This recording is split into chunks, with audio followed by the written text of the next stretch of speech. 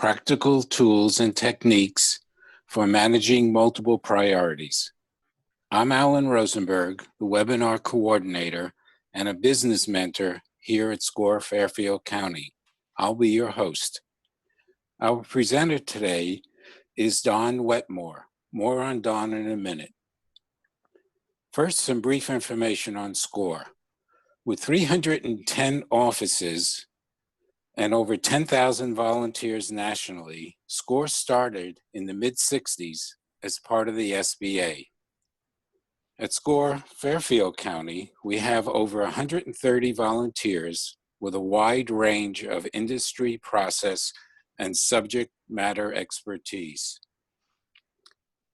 We offer three primary value-added services to small business owners. One-on-one counseling, which is face-to-face, telephone, email, Skype, or Zoom. Educational workshops and webinars, as the one we're conducting today, and extensive resources on our website, including a network of subject matter experts. Our next webinar is 12 noon on Tuesday, April 7th, when Cliff Enico will present Real-World Time Management, How to Manage Multiple Priorities and Get Control of Your Calendar. Look for specifics on our fairfieldcounty.score.org website. And remember, for free individual counseling, go to the SCORE website and click on Request a Mentor. Some useful information about today's event. We have set aside time for questions and answers at the end of the presentation. If you have a question, please use the chat window at any time during the presentation. Our webinar will end sharply at 1 p.m. to respect your time. The session is being recorded, and the link to the recording will be available at fairfieldcounty.score.org within the next couple of days. Now on our speaker, Don Wetmore is a certified executive coach and the author of 8 books, including Beat the Clock, Organizing Your Life, and the Productivity Handbook. Don has made over 2,000 domestic and international speaking presentations to more than 100,000 people, sharing his unique personal productivity principles and tools that he has created to get more done in less time. So now I'll turn it over to Don. Well, thank you, Alan, and thank you all for joining this teleseminar. We're going to be together for the better part of the next hour and talking about really a dozen different ways to improve your efficiency and leverage your effectiveness. And we decided to put this program together because a couple of truths about our time and so forth is that we all have too much to do, and that says a lot of good things about you and I, that many have entrusted much to us, but then that creates an opportunity to have to ferret through them. And the other interesting thing is everybody that we seem to come in contact with 24/7 has a different idea about how we ought to spend our time than us. So we need to talk about some strategies, and I hope to share several of them here for you today. Just a little bit of a brief background, and Alan kind of filled us in on that, but I've had 3 full-time careers as an attorney and an entrepreneur and a college professor. And I got into doing what I do now, and this is my day job, and it has been for several years, in coaching on productivity issues and training and the like. What happened was about 25 years ago, my boss at Mercy College, where I was teaching, asked me to put together a program on time management for our students. And one thing or another, it didn't run. And so I just had an interest in the topic. My undergraduate degree is in accounting, and I think that gives me kind of a sensitivity to time and hours, you know, how accountants are. So I just sort of morphed into a full-time business, and so I'm delighted to be able to have the opportunity to share some of these ideas with you today. So let's take lots and lots of good notes, and looking forward to your questions at the back end of the presentation. Slide, please.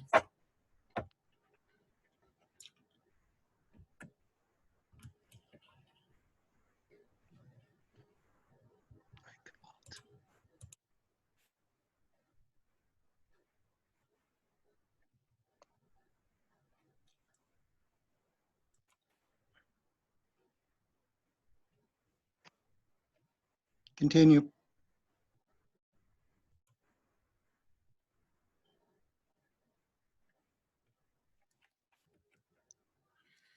There we go.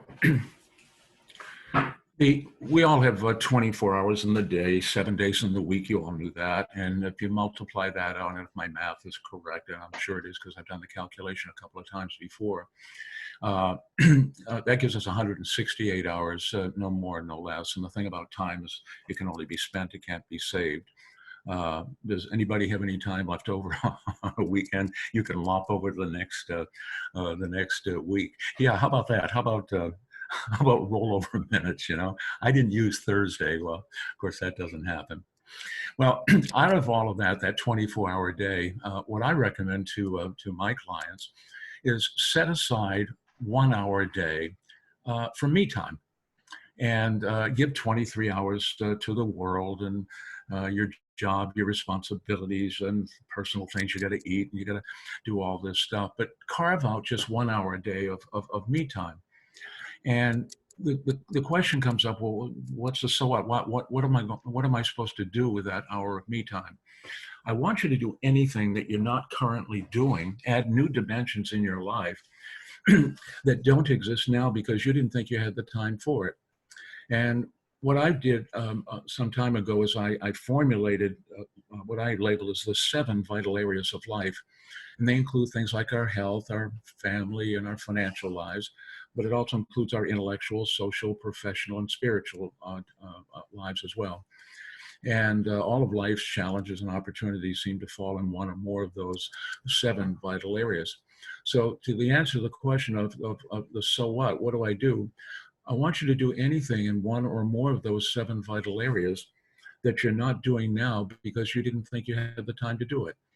Get involved in a health and fitness program. Spend some quality time with your family. Set up a side business. Teach a Sunday school class. In any one of those 7 vital areas. And look what happens. You do it every day, 7 hours in the week. 50 weeks out of the year, because I want everybody to have at least some time off. And that's the equivalent of 350 hours of me time over the course of a year. And the average college course at contact hours is about 35 classroom hours. You know something? Just by taking 1 hour a day of focused attention and study, it's the equivalent of taking like 10 classes. You're a full-time student, forgetting the homework and commuting to campus. And you know what I've found, in as little as 3 to 5 years, you can become a world-class expert in a topic of your choice, mastering whatever it is you want in this self-study, this 1 hour day of me time. And I can give many examples of this, and I know this is true because I've seen it in my own life, and I've also seen it in the life of my friend Lenny. So let me tell you about Lenny and how he applied this. Lenny was an engineer at a power company, and he was in one of my classes some time ago. And one of the interesting statistics that I share, and this is still true today, 80% of the people who go to work on Monday morning, they don't want to be there. That's according to the U.S. Department of Labor. And sometimes when I share that statistic, people are surprised the number's so low. and not only that is that part of it, but by the end of the week, Friday, the typical payday in our culture, still 60% of the people in the job world would just as soon be somewhere else. And I know some jobs are worthy of that contempt, but there's probably something else going on here. Well, anyways, Lenny was in class and he shot his hand up and he said, yeah, I'm the one that makes that statistic possible. And I said, well, why do you say that? He said, well, I hate going to work on Monday morning. And my response is always, well, why do you do that? And he said, well, you know, my circumstances, I've got a reputation in this field and I've got a history, I've got respect. And I said, but Lenny, you hate doing it. And he said, yeah, but it's only 12 more years until I retire, you know, until I get my appointment with the parole board. So I got onto this concept, though, of this 1 hour a day. And you know, where 10 million people are going to be tonight at 7 or 7:30 on a typical weeknight, they're going to be sitting in front of the TV, watching Jeopardy or watching Wheel of Fortune. And I don't mean that as a criticism, just sort of as an observation. And that was Lenny's situation. That's how he spent his time. And he was rather intrigued by this 1 hour a day concept. And of course, since we spend all of our time, we have to make adjustments in our time if we're going to add on a new function. So he took a look at his calendar, and he comes home at night, and he's sort of couch potato. And he said, "Yeah, I think I'll try this. I'll give up the TV time, and I'll substitute an hour of me time." And I thought, well, that's great. And I asked, what did you want to work on? And he said, "I've always wanted to improve my communication skills." He's an engineer by background and sort of an introverted personality. Doesn't feel particularly comfortable speaking with in groups or even one-on-one. And that's an important personal and professional skill, isn't it? The ability to confidently and competently communicate. And so small changes make a big difference. We don't have to make wholesale changes in our lives to get huge increases in our productivity. Just making small changes will make all the difference in the world. So 23 hours stays the same, does his work, and continues there. And the thing that he started to do is he bought the Dale Carnegie books, and then he got involved in Toastmasters, a wonderful organization to learn and practice and develop your speaking skills. And as time went by, he started to do some writing. And one of the articles that he wrote, and I always remember it because the title was so catchy, is don't sweat the small stuff. Get up there, no sweat. That really says it. You know, just kind of get up there and confidently communicate your message. And well, as time went by, the internet became a great source for selling information. And Lenny put together a website. And he put together some of these products and self-published and put together some pamphlets. And he actually started to offer himself as a coach on speaking. And let's fast forward, okay, tell you where he's at now. He does monitors his website. He does a little bit of one-on-one coaching, but through the product sales, he makes more than what he makes as an engineer at the power company. He's really doubled his income, and in the last several years, so that he has the option to give up traditional full-time employment and literally get back one half of his waking lives, no longer having to go to work. Now he's made the choice to continue working, but understand that that's a choice. And it's interesting because I asked him, you know, he said he had breakfast with him not so long ago, and he said that he absolutely loves to go to work on Monday morning. And I thought, well, that's kind of unusual, because when I first met you, you just despise the thought of going to work on Monday morning. I said, what happened? Did the company give you a better job? And he said, no. He said, that kind of changed with me, because back then I was going to work because I had to go to work. Now I go to work because I want to go to work. So a couple of things here, a couple of suggestions. Number one is set aside some time for me time. And it doesn't have to be a consistent hour. It could be a half an hour here, half an hour there. May be difficult for some to get an hour every single day with different responsibilities. All right, so maybe you only get a few hours. It just takes you a little bit longer, okay? But set aside 1 hour a day for me time so that you can become a world-class expert in a topic of your choice. And understand, number two, the difference between have to and want to. The things that we have to do are the things that we always find a reason not to do it. And if we can convert that into want to time, it's a whole lot easier to avoid the procrastination and enhance our productivity. Well, speaking of that, let's talk about procrastination, because that's a huge thief of our productivity. Certainly all the planning we can do and make up to-do lists and prioritizing and all of that. But what if we don't pull the trigger? And I classify items in my to-do list using a simple system, A, B, C, and D. It's commonly used. I didn't invent it.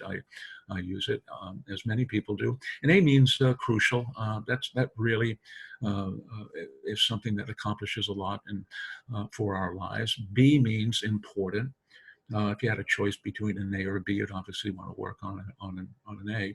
C means little value, and D means no value at all. And when we take a look at the things that we procrastinate, we can apply the same thing. Procrastination serves a good purpose if we're procrastinating the C's and the D's, the things that have little or no value. But what's happening for most of us, myself included, is from time to time, we're procrastinating those A's and B's. And so what happens is by procrastinating those A's and B's, we are diminishing our productivity. So I really believe it's kind of important to figure out why stuff is happening so you can figure out how to take control of it. And I did this, and I've done this several times with my students and my clients. Why do we procrastinate? I ask the question, and the answers are all over the lot. Well, I don't know quite how to do it. I've got too many things to do. I'm afraid of failure. I'm lazy. We all have a bit of that, okay? And so I boiled that all down, and here's how we wind up procrastinating. All of the decisions we make during a day are made on a plane that exists from pain over here on the one side to pleasure on the other side. Every decision that we make to act or to refrain from acting is designed to produce pain, or to avoid pain, real or imagined, or it's to produce pleasure, real or imagined.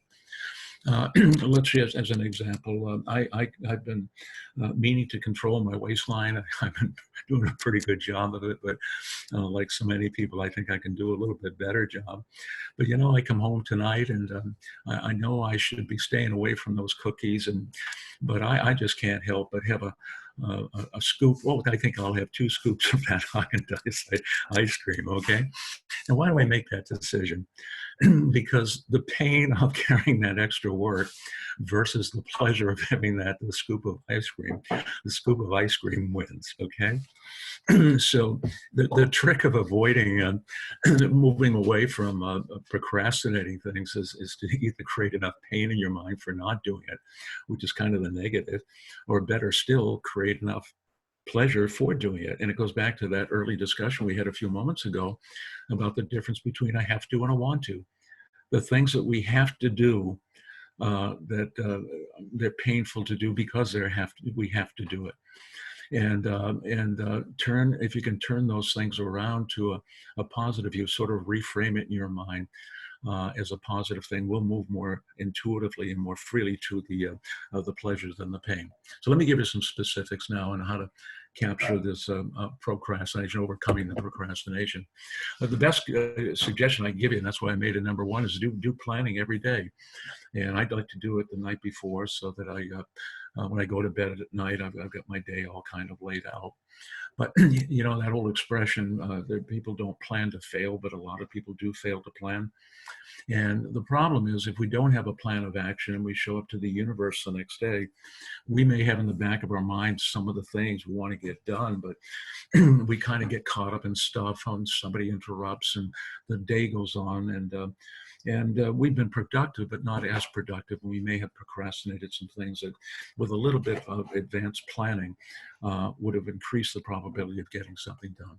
It's almost like creating an itinerary the night before for your trip through the next day, and you've got your items all laid out. And I recommend prioritizing that to-do list so you focus on the most important things. Number 2 is I have just one project in front of you, working with a clean desk, if you will. Come across studies, and they all confirm basically the same thing. A person who works with sort of a messy work environment, a messy desk or whatever, will spend on average anywhere from a half to an hour and a half a day, either looking for things or being distracted by things. And it isn't a whole solid hour or an hour and a half. It's a minute here. Well, let me just do that. Let me just do this. And it adds up. And an hour and a half. That's 15% of the work week going down the drain. Procrastinating other things, defending a kind of a messy work desk. You know, that old expression, out of sight, out of mind. When it's inside, it's in mind. You can't help but be distracted by it. And it also brings it about the broken window effect. You know, when you got kind of a messy desk and it's sort of a cluttered environment, you know, in urban areas, a broken window tends to lead to a second broken window. It's important to fix that broken window quickly, because it almost creates permission for that second window to be broken, and the third, and deteriorates the whole property. Number 3 is to take a longer project in bites. And it's the task of, you know, how do you eat an elephant? And you do it one day at a time. If I've got a big 3-hour project that I've got to work on Monday morning, you know, I don't know about you, but I don't get 3 hours just to work on one thing. Hold on here.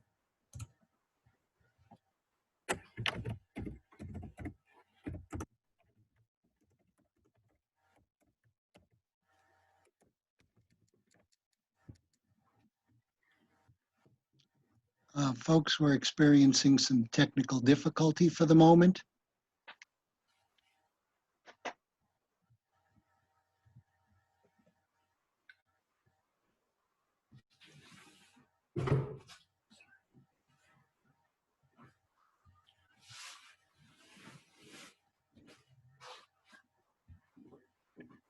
Yo. Hello. Don, we don't hear you. I don't know what to do. I don't know what to do. It's working okay? I don't hear you. Can you hear me now? You're on my phone, yes. But I understand. That's what I'm saying. No, have you been able to hear me in the presentation? Yes, but not on this elephant screen. I don't know what's going on. I don't know if you could hear me. Something went wrong. I'm plugged in. There's I don't know if it's the matter of the internet connection or whatever. Hold on. Yeah. Okay.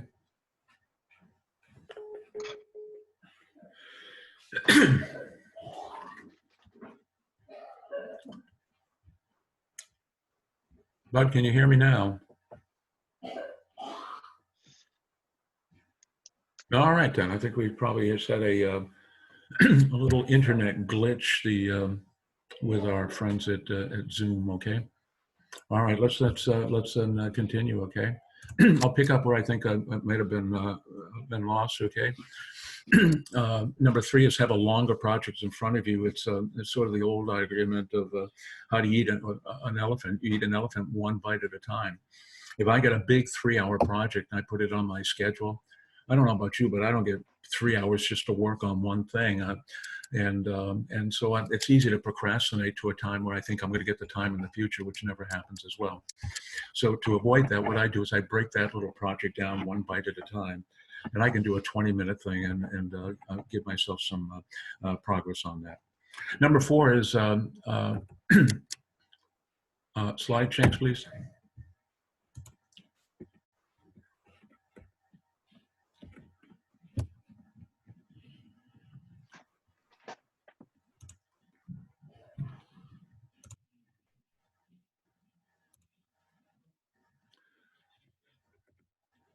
Number 4 is chain yourself. And here's the deal. It's like 4 o'clock in the afternoon and I've got to work on something I really don't want to do.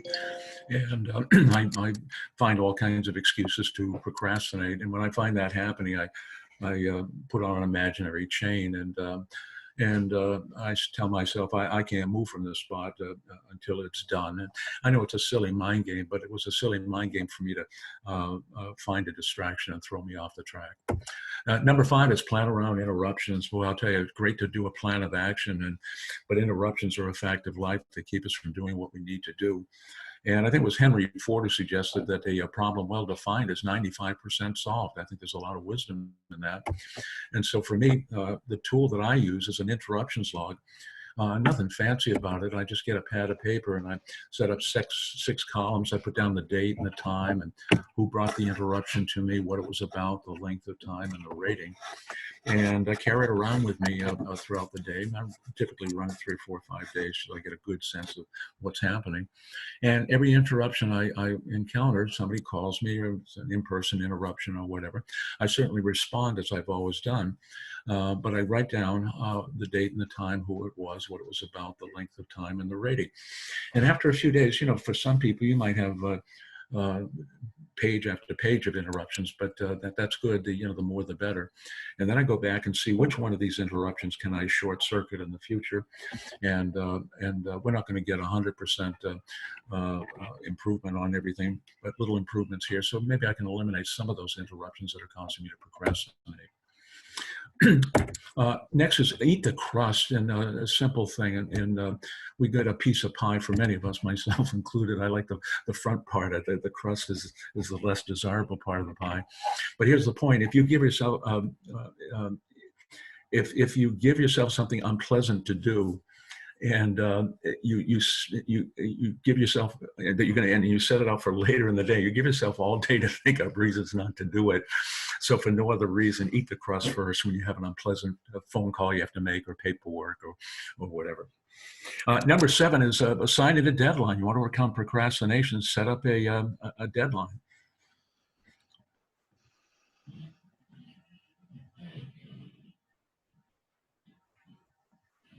Hello?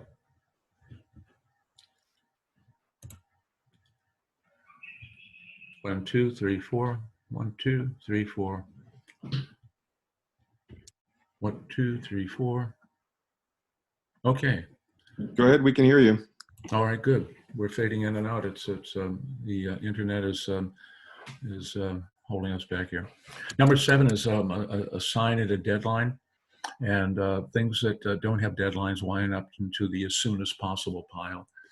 And deadlines that are kind of fuzzy are not as good as specific deadlines. Instead of setting a deadline as soon as possible, so be specific as to date and time, and create an appointment yourself to do it. Number 8.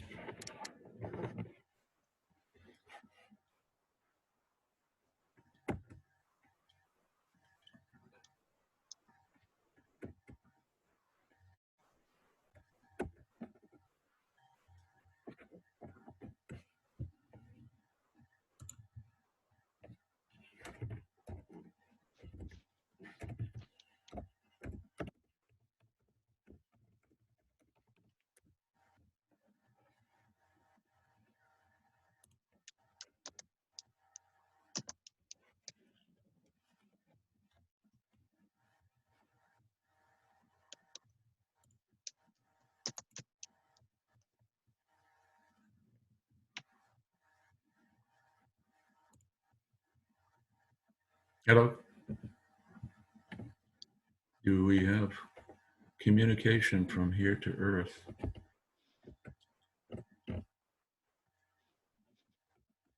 All right, good. All right, good. Let's see if we can move the slide forward. And we seem to be stuck on the slide.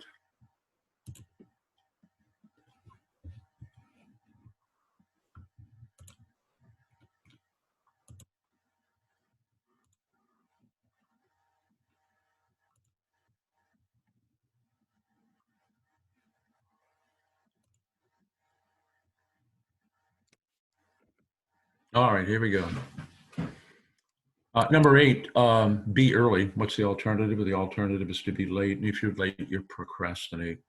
In fact, I used to share 3 rules with my students at Mercy College. You want to really shoot up the corporate ladder, going out and get your new job. 3 rules: show up, of course, show up, but show up with a good and positive attitude, show up on time, and show up prepared.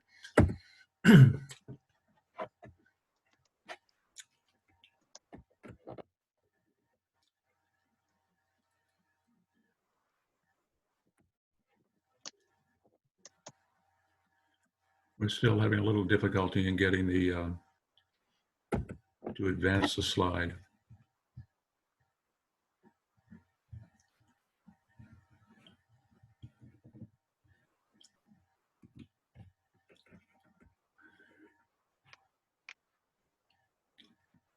If my audio is still working, the slide is, client told me one time, I suggested to be early, and he said, I don't want to be early because there'll be no one there who's going to appreciate it.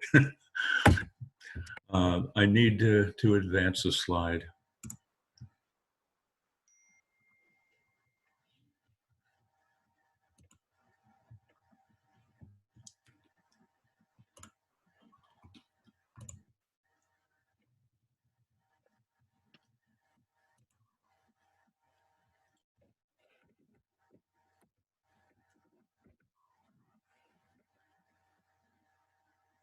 All right, number 9, there we go. Read the first page only. And this is something I learned in law school. I come home, there'd be 100 pages I have to read and no pictures. And I found all kinds of ways to procrastinate that. But then somebody taught me this, and it's very simple. He said, open up the textbook to the first page and just agree to read the first page only. Make that bargain. You know, it's going to take you 5 minutes, and that way you could tell the professor the next day that you, quote, read the material. Of course, there was some convoluted logic and all of that. And but yeah, okay. So I sat down at 7 o'clock, and I'm just going to read the first page only, and 5 minutes, and the next thing you know, it's 9:30, 10 o'clock, and there's just something about getting going and that. Overcoming that. If you ever had to ever procrastinated cleaning out a closet, don't tell yourself you're going to clean out the whole closet. I'm just going to do the shoes. I'm just going to do the blouses, and get it started, and it'll take on a life of its own.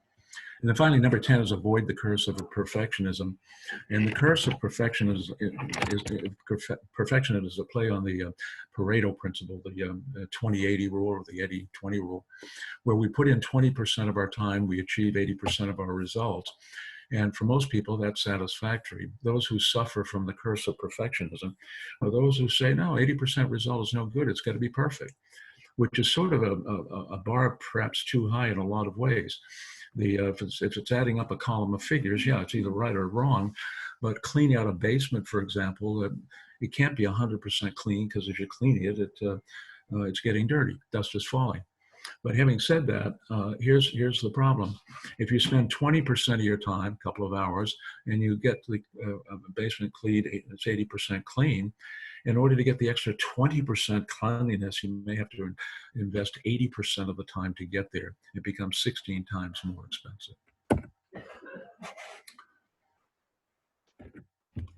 And we're trying to advance here.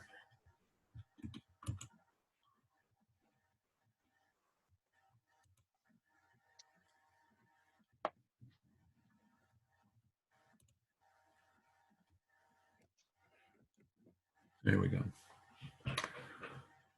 Let's talk about delegation in order to get more done. And delegation is where you plug into somebody else's time stream when you don't have the time or the expertise to do something. And I ask the question a lot, how many people delegate, and some do and some don't. And I come from the position, though, where I think everybody delegates. And here's the reason why. Just using that definition that I just shared with you, most people think of delegation in terms of I do or do not have staff, and that's appropriate, that's accurate. But whenever you rely on somebody else to produce something for you, that's delegation as well. So, for example, you go into a store and you buy a shirt, and it's $20. How many people are involved in the production of that shirt? Well, probably dozens, if not hundreds of people. Somebody had to roll the cotton, somebody had to build the machinery, and if you paid $20 for the shirt, everybody had to share in that economic reward. So we all delegate. In fact, if you couldn't delegate on food, shelter, clothing, I mean, if you had to do everything yourself, I think we all agree our results would be diminished substantially. And that was the way the world was up until maybe a couple of hundred years ago. I mean, today you want transportation. You call Mr. Uber, you get on the bus, you have a bicycle. Back 200-300 years ago, you wanted transportation, you had to make a road. There was no public works department. You had to train a horse. And if you look at the production of financial results going back in history, it didn't go up. Individual personal wealth didn't go up a whole lot throughout the course of history up until about 200-300 years ago with the Industrial Revolution, where personal productivity shot up through the roof. So if you and I had to do everything ourselves, you and I would perhaps have only 5% of what we got going on in our lives in all those different dimensions. Or to flip that around, you and I would lose 95% of what we've got. So the issue is not whether or not we delegate. The issue to me, it seems, how far do you want to go with it?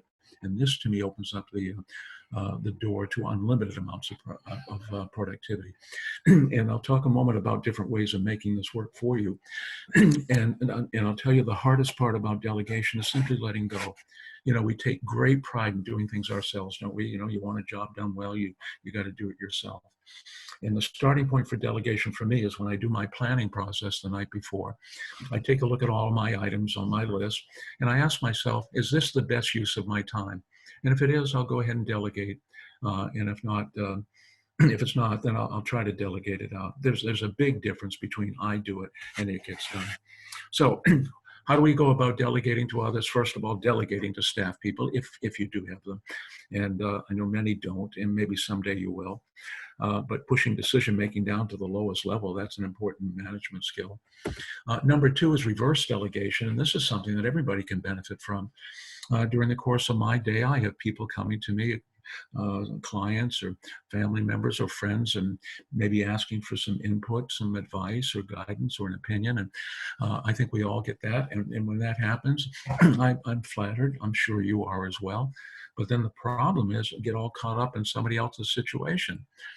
And so back in some time ago, I had a bookkeeper that worked for me, and her name was Bonnie, and she came into my office one day, and she had this big, brown, stinking, squeaking, hairy monkey on her back. And that was at Harvard Business School, a metaphor for she's got a problem and she wants to get it to me. And I said, what's going on? And she said, I'm trying to work on that accounts receivable ledger, and I just can't get my head around it today. And when anybody would make that kind of an approach to me, my response would always be, all right, give it to me. I'll take care of that. I'll feed that monkey for you. And of course, she'd be happy to take the monkey off her back and put it on my back, because that's what she was looking for. And now I got to stop doing what I'm doing and feed her monkey and take care of that. And if that happens 4 and 5 and 10 times during the day, you become a zookeeper. And I got no problem taking my share of the load. And, you know, sometimes we are the best zookeeper. But a lot of the time I find the person bringing it to me is just as well equipped. So before I jump into it and take responsibility for it, I use the reverse delegation question, which is simply, what do you think we ought to do? There's a real powerful word in that sentence. The word is you. What do you think? Come on, you solve problems like this. And some of the time, if not most of the time, we can come up with a reason why they can really handle it, okay? Sometimes no, and that's okay. I'm no worse off, okay? And then I can kind of reverse delegate that back to them. Number 3, 4, 5, 6, and 7. This is your inner circle. Your spouse, your significant other, your children, your family, friends, coworkers. These are the people who love you, and these are the people who care for you. And these are the people who are willing to help you, if only you ask. And that's one of the most powerful things we can do in our time management vocabulary is to ask. Oh, but Don, they wouldn't give it to me once in 100 times. Well, ask 100 times. So you get, 99 no's, and you never know. Don't make that decision for them.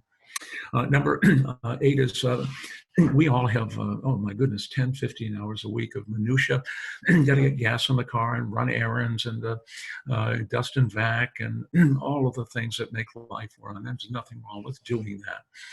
But, for somebody who says, that idea of setting aside an hour a day, Don, that was a pretty good idea, but I don't have any extra time in my day. And here they are doing all these other things that maybe there's a solution. And it's something I started many, many years ago. And I would hire a college student, a virtual assistant, if you will, and delegate a lot of these tasks that need to be done and free up my time to do things that were more productive. The job title, by the way, is gopher, and it's a term of affection because the kid's going to go for this and go for that. And the students and the kids that I've hired, they really enjoy the job because the alternative is something closely supervised at the McDonald's flipping hamburgers, you know. And the way to recruit is to contact the placement office in 2 or 3 of the local schools and community colleges. Find out how you can post a job listing. And I would just send a very quick listing. Busy professional needs a personal assistant to help with errands, must have a car, flexible hours, good compensation, and a telephone number. And always in a very short period of time, I'd find somebody that would qualify and literally buy some extra time so that I can leverage my productivity. And then finally, number 9 is getting hired help. Same concept as number 8, only on a more formal basis. I don't know that it makes a whole lot of sense for us to waste a whole weekend, come around tax time to figure out all the latest nuances of the tax code. Maybe it makes a whole lot more sense to go to the tax preparer and then have your time free for something that's a whole lot more productive.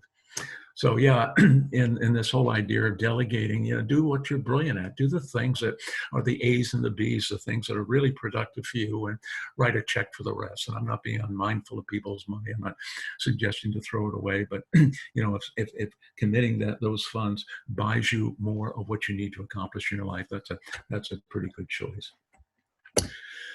One other thing I want to share with you in today's program. So much time is lost in meetings. And what could be easier, simpler, 2 or more people getting together to exchange common information. And it's got to be one of the biggest institutional time wasters that I can think of. I'm told that in a typical day here in the US, there's 17 million meetings. And we're one of them. So it's a wonder anything ever gets accomplished. And have you ever been to a what meeting? I think many of you know what that means. It's a waste of time meeting. And I'm not talking about today in this school presentation. I hope this hasn't been a waste of time, that you've been able to, pick up some really good ideas and everything. So let's take a look at that and let's see if we can kind of tighten that up so that we're not getting into these what meetings and wasting time. And there's some interesting statistics that I pulled from the internet that I thought was pretty interesting here. And the stats down below are most revealing. In this particular study, they found that most professionals, 91% of them go to the meeting, they're daydreaming, they're missing meetings or parts of it, 96%, 73% that they brought other work to meetings, and because everybody shows up with a tablet and they're doing other things, they're on their phone. But look at the last one, and 39% say that they dozed off during the meetings, and that's a positive. Okay, why do I say that? Because we are a sleep-deprived culture. Everybody can benefit from a better night's sleep. And so you go to this dopey meeting and you doze off, get a few Z's, and you come out refreshed. So that's a win-win. So let's talk about some things that are tightening up these meetings.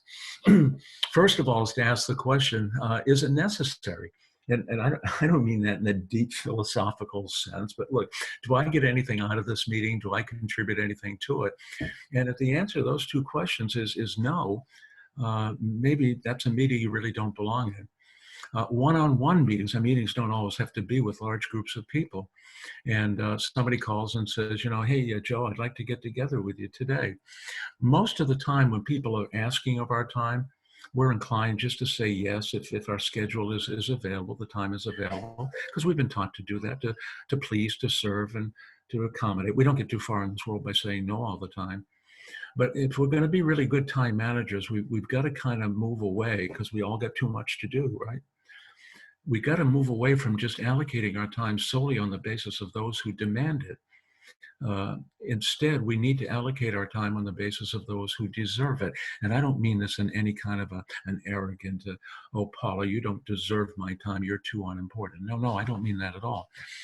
Deserve it in the sense of where am I trying to go in my life? What are the productive veins that I'm trying to explore here? Does it get me closer to where I need to go? Does it, or does it not? Okay. And so one of the questions when people ask of my time, in a social setting or even in a professional setting, okay, I ask the question, what's on the agenda? I'll give you an example. In my law practice, I had a client that called me some time ago, and Don, I've got to see you. Most urgent, crucial thing in the world. It always is, right, for everybody. And of course, good customer service. And yeah, sure, Don, I'd love to see you. His name was Don as well. I said, I'd love to see you. And then I popped the question, though, to determine whether or not he deserved the time in the context of the whole mix of things. And I said, so what's on the agenda? He says, I had this question. It was a question about in his file. I said, is that all you need to know? And he said, yeah. And I said, let me get the file. And in 5 minutes, I solved what would have taken an hour. So ask it whether or not it's necessary, what's on the agenda. Number two, am I necessary? And I don't mean that in the deep philosophical sense, but look, if I don't get anything out of this meeting, I don't contribute anything to this meeting, maybe I can be excused. And then number three, most important, have an agenda. If it's a small item, you're going to talk about one thing, you don't need to do this. But I think we've all had the experience where we have an agenda and it's got no times to it. It's supposed to start at 2 and it's 2:15, 2:30, and people are still drifting in. And if we get 10 items for a 1 hour meeting, the first item lasts all the day, the whole meeting, because everybody's got an opinion. So I have an agenda. When I have a meeting, I'll set up an agenda. We'll have a starting time. And if it says it'll start at 2, we'll start at 2. And if we say the meeting's going to end at 3 and you come to my meeting, you can take that to the bank. And if it's 3:05, don't get upset with me. But I'm not going to go on for a couple of hours. I'm going to respect your time. And if we need more time, we'll set another meeting. And then each one of the items in the agenda has a time as a guideline. And I find that that's a more productive way of having the meeting. And then monitor the progress. You don't want to get into this ad nauseum thing where we go to a meeting, we go through the exercise. Yeah, that's a great idea. Yeah, let's do that. And the next month, the next meeting, we're still talking about the same thing because nobody was held accountable. So somebody can monitor the progress and hold people accountable.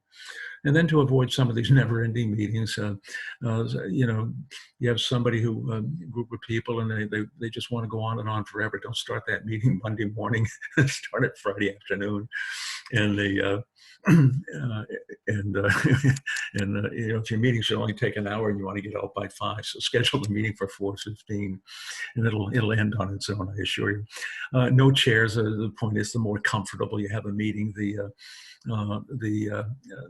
longer it's going to last, and the less comfortable, the shorter it is. I'm not for making things uncomfortable, but that's just a simple truth.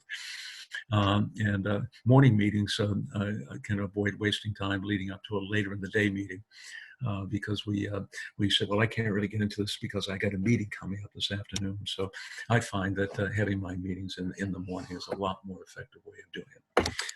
So with that, we've got some time for questions, and I hope you have an opportunity, by the way, after the session to visit our website. It's balancetime.com, and I have a ton of free resources that are on you for productivity issues, and articles. There's, I think, 100 different articles. There's a stress test on there. So let's take some questions. And let's see if I can figure out how to get any of these questions, your questions, to me here.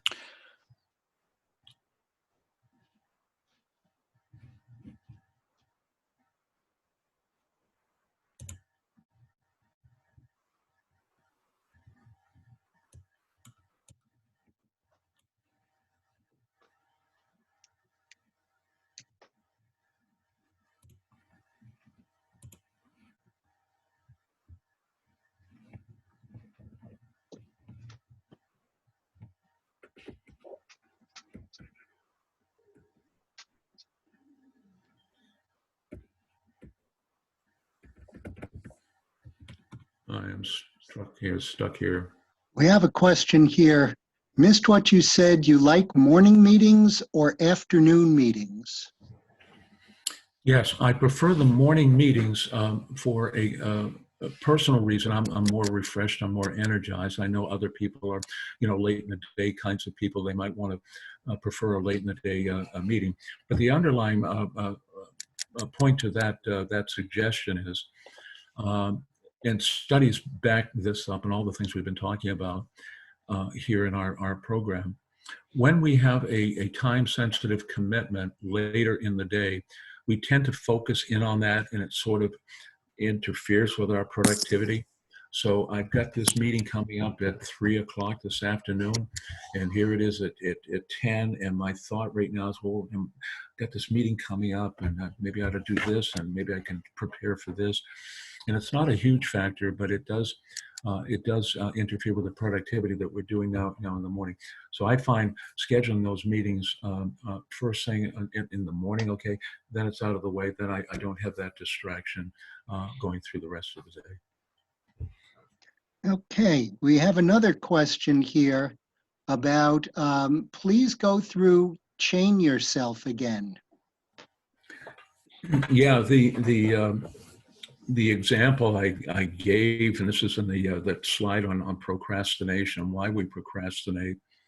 And it's say 4 o'clock in the afternoon, and I've got to work on this research project, and it's really important that I get it done, but I hate doing it. It's boring, and we all have our boring stuff, don't we? And and I want to be done by 5, and it should take me an hour. But you know what? I like to work with coffee, and so I go over with a coffee machine, and there's a couple of my coworkers, and we start to chit chat. And how you doing? And how's everything going? What are you doing this weekend? Wouldn't you know it? Oh my goodness! Look at now. It's 4:15 in the afternoon. Oh, it's too late now. Yeah, I can't do that. I'll just do that research problem when tomorrow, and I've successfully procrastinated. So now, and I self-sacrifice. I mean, I shot myself in the foot. Okay, so when I find that happening, what I do is I chain myself to the desk, and I don't use a real chain, but it's just an imaginary chain, and I pretend I'm chained to the desk, and I talk to myself like I'm a little kid. Donald, you can't move from this spot unless this thing is done. I don't care if you write it in blood. And I'm like this real disciplinarian of this child here at the table at the desk, and I give myself a little reward at the end. One of my favorite rewards is like a Kit Kat bar or something like that.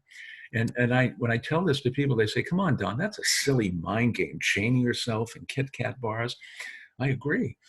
But what was that, my self-sabotaging and intentionally going to get the coffee and intentionally get involved in a distracting conversation so I can chew up the time. That was a silly mind game too. Only this chain myself produces a positive result. Don, we have a question about what is the best way to keep a call or client meeting brief? I don't want to appear rude, cutting a client off. It's an excellent question. Yeah, and because people have different expectations as to what a brief or a short or a productive meeting might be. So I may have the expectation going into a meeting, this should only take us 15 minutes. The person I'm meeting with, the phone call or whatever, however we're meeting, they have an expectation it's going to take an hour. And now I'm in the uncomfortable place after it goes past the 15 to 20 minutes, and it's kind of going on and on and on. And the person who is in my meeting with me is not a bad person. I'm certainly not a bad person, but we do have different expectations. So the answer to me, it seems, is managing those expectations. And if you're the one that's setting up the meeting, Joe, I'd like to meet with you. How about 9 o'clock on Thursday? That's good. All right. And I'm planning on about 15 minutes, and these are the items I want to cover. Does that work for you? And get an agreement. And that should not be the issue then later on. Or if Joe is calling me and says, Don, I want to talk to you can we meet on Thursday at 7 o'clock, on 9 o'clock? Yes, I think that'll work out for me. Here's what we need to cover. And if Joe doesn't bring it up, I want to bring it up. And Joe, how much time do you think this will take? And if Joe says something that makes sense and you agree to it, there's no issue. But if Joe says, I think this is really going to take an hour, and you feel differently, now's the time to manage that expectation. Joe, I really think that it's not going to take an hour. Why don't we start with, let's do 15 minutes. Or if you want to compromise, let's set a schedule for a half an hour, okay? And so it goes a little longer than what I expected. It's a little less than you expected, but that's the way to handle it. It's up front. If you go into that with not understanding what the expectations are and agree on, then you get that kind of a conflict, and then it's uncomfortable to how do you get out of that meeting. Don, we have one last question, which is, would you please review the 7 vital area headings? Yes. And it's really the foundation of our lives. And they include items like our health, our family, our financial, intellectual, social, professional, and spiritual dimensions. And we don't spend equal amounts of time in each and every one of those things. We don't spend time every single day in every one of these. But the importance of the 7 vital areas is this. It's almost like we think of it as like a 7-legged table. And if you have a 7-legged table and one of the legs is a little bit longer than the rest, it's going to make the whole table wobbly. Well, by translation to our 7 vital areas, to the extent, excuse me, to the extent that we're spending a sufficient quantity and quality of time in each of those areas, our table, our life is going to be solid.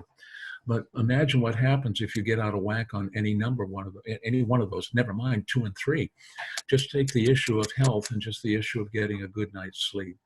3 out of 4 people complain on a regular basis. They are flat out tired. We are a sleep-deprived culture. And there's a whole bunch of reasons for that. But my point is, if you're flat out tired today, does that interfere with your ability to be the good family person you want to be? Oh, yeah. Does that interfere with your professional goal? Yeah. And if things aren't going well in your financial life, is that going to hurt your mental health? I guess so. So that they're all kind of interdependent, and so much productivity is lost because we've been out of balance to begin with. And just a couple of statistics. The 2 out of 3 adult deaths in our culture are within our control. The top cause of adult deaths is heart disease, and any cardiologist will tell you 2 out of 3 of those conditions are preventable. Because where does that come from? It comes from smoking and too much weight, poor diet, and some of it's environmental, some of it's hereditary. But it's a lot about what we're not doing. And so I advocate having a to-do list, of course, in our planning, but maybe you ought to also have a not to-do list, not to do some of those negative behaviors, not to be so much of a couch potato, okay? So, yeah, I mean, and it just forms the foundation of productivity. Don, we have one other question here. Actually, if we have time for 2 short answers. The first one is, on the me time, does it need to be something new or something I'm not already doing? Good question. No, it doesn't have to be something new, and it doesn't have to be restricted just to one area. You might want to focus in on 15 minutes of that time for exercise, another 15 minutes on pleasure reading, or any combination of that. Okay, last question, and then we're going to turn the mic over to Alan. Can you describe what are virtual assistants? Virtual assistant is somebody who works remotely. We communicate not face-to-face, but we communicate over the internet. It's in the workplace, it's called telecommuting, remote working, and more companies are doing that, where people are not working at their particular place of business, but they're working from home. And with technology today, all the tools and Zoom and emails and all of that, many jobs lend themselves to that, so people can work from home. Okay, Thank you, Don. so Alan, thank you, take it Don. away. My And pleasure. thank you, everyone, for participating today. That's all the time we have left. And as a reminder, a recording of this webinar and all the materials will be available within a couple of days on the fairfieldcounty.score.org website. And remember that our next webinar will be 12 noon, Tuesday, April 7th, and the topic is real-time management, how to manage multiple priorities and get control of your calendar, with Cliff Enico presenting. On behalf of SCORE, I'd like to thank you all for attending today, and an evaluation will be sent to you via email shortly. And in closing, I'd like to thank Don, and remember to remind everyone, for any counseling requests, please go to the SCORE website and click on Request the Mentor. Thanks, everyone. Have a great day.